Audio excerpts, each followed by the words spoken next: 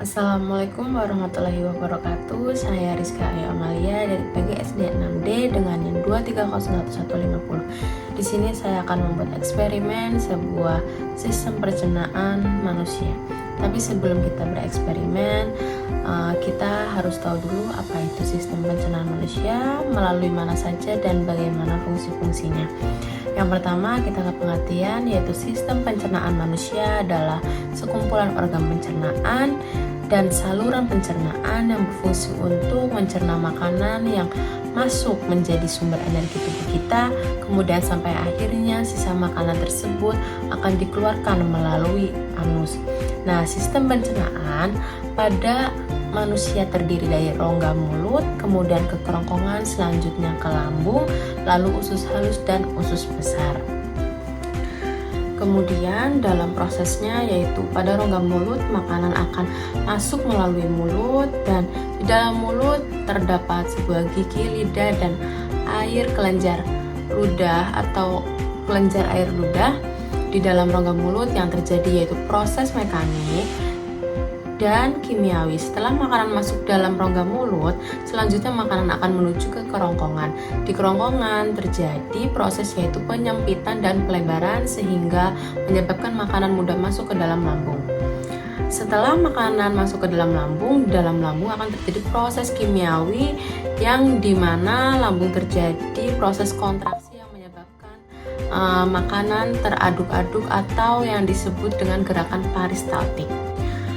Oke, proses selanjutnya setelah tadi makan sampai ke lambung, setelah itu makanan lalu masuk ke dalam usus halus. Setelah dari usus halus lalu ke usus besar. Di usus besar terjadi sebuah proses penyerapan air sisa-sisa makanan. Nah, jika sisa-sisa makanan itu terlalu lama, maka akan menyebabkan suatu pembusukan yang disebabkan oleh bakteri. Setelah makanan membusuk akan berubah menjadi kotoran, sehingga pada akhirnya makanan tersebut menjadi zat sisa makanan yang akan keluar dari anus. Mungkin penjelasannya segitu saja. Nanti saya akan cuplikan sebuah video untuk memperjelas penjelasan dari saya. Setelah melihat cuplikan video, kita lanjut ke eksperimen. Mengenal pencernaan kita. Hai teman-teman, aku sedang memakan buah stroberi yang segar ini. Teman-teman, menurut kalian, apa yang akan terjadi pada stroberi ini ketika aku makan? Apakah menghilang atau hancur? Bagaimana kalau kita cari tahu? Ayo! Semua makanan yang kita makan akan pergi menuju sistem pencernaan. Sistem pencernaan ini terdiri dari beberapa organ pencernaan, yaitu mulut, kerongkongan, lambung, usus halus, usus besar, dan anus. Saat stroberi ini masuk ke dalam mulut, mereka akan dikunyah oleh gigi dan bercampur dengan air liur agar mudah untuk ditelan. Selanjutnya, makanan akan meluncur turun melewati kerongkongan untuk menuju ke lambung. Kerongkongan adalah sebuah saluran panjang seperti sedotan yang menghubungkan mulut dengan lambung. Akhirnya, sampailah stroberi tadi di lambung. Di sana, stroberi akan dihancurkan oleh gerakan dinding lambung dan juga cairan lambung. Tahukah kalian, cairan lambung bersifat sangat asam, saking asamnya, setiap benda yang masuk ke dalam lambung akan mulai hancur. Selanjutnya, makanan akan menuju usus halus. Di usus ini, nutrisi makanan seperti vitamin akan diserap dan diedarkan ke seluruh tubuh kita. Nutrisi inilah yang membuat kita sehat dan berenergi.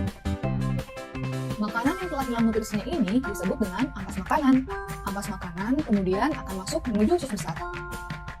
Di usus besar, air yang dimiliki ampas akan diserap sehingga menjadi lebih padat. Ampas-ampas ini kemudian masuk ke dalam rektum.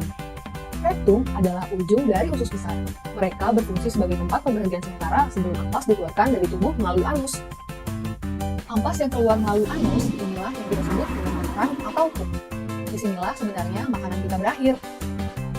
Mari kita ingat lagi. Jadi, makanan yang kita makan akan masuk pertama kali ke dalam mulut dan selanjutnya melewati kerongkongan untuk menuju ke lambung. Dari lambung, makanan akan menuju usus halus, usus besar, dan berhenti sementara di rektum sebelum akhirnya dikeluarkan dari tubuh kita melalui anus. Nah, itulah teman-teman yang terjadi pada makanan yang kita makan. Senang sekali belajar tentang pencernaan manusia bersama kalian. Sampai jumpa lagi! Untuk eksperimen, alat dan bahan yang perlu kita siapkan yaitu pertama ada gunting, lalu kaos kaki, wadah, air putih, minuman, pisang, plastik, dan biskuit. Langkah pertama pertamanya, masukkan biskuit dan pisang lalu tuangkan air sedikit saja dan lumatkan dengan cara ditekan-tekan. Kemudian berikan minuman yang sudah diseduh dan lumatkan kembali.